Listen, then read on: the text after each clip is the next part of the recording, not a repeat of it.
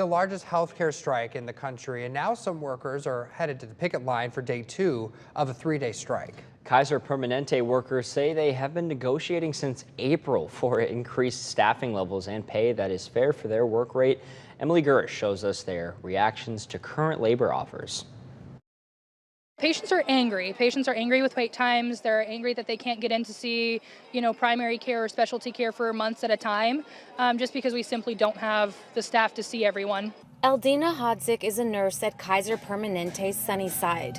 She says she's striking for better patient care. The urgent care that we work at is an extremely high demand location. It's always busy. It's almost always short staffed, whether it's like nurses, providers. They have a hard time dishing out like the overtime, so they'd rather us just kind of be short staffed sometimes. Hodzik is one of about 75,000 Kaiser Permanente healthcare workers who walked off the job demanding better staffing and wages. It's hard to keep people in healthcare these days because of staffing. A spokesperson for Kaiser agrees, writing in a statement, quote, "Every healthcare provider in the nation has been facing staffing shortages and fighting burnout."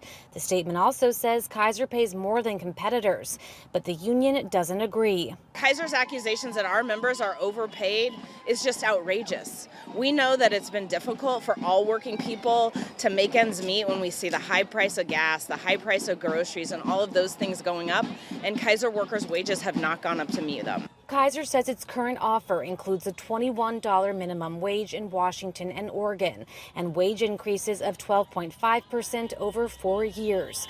But workers think Kaiser can do better. You can go online and see how much a CNA is paid here, and you can look at LinkedIn to see what they're paying at other locations, and you'll see that other locations actually, in fact, pay more than Kaiser does. As for Hodzik, she and her fiance share the bills, but she says the industry has deteriorated from what it used to be, and everyone is feeling it. It is hard. We both work overtime as much as we can. It's hard to live. It's definitely hard to live these days. It's important to note that workers in mid-Atlantic states were only striking for 1 day. This morning, workers in western states are on day 2 of strikes.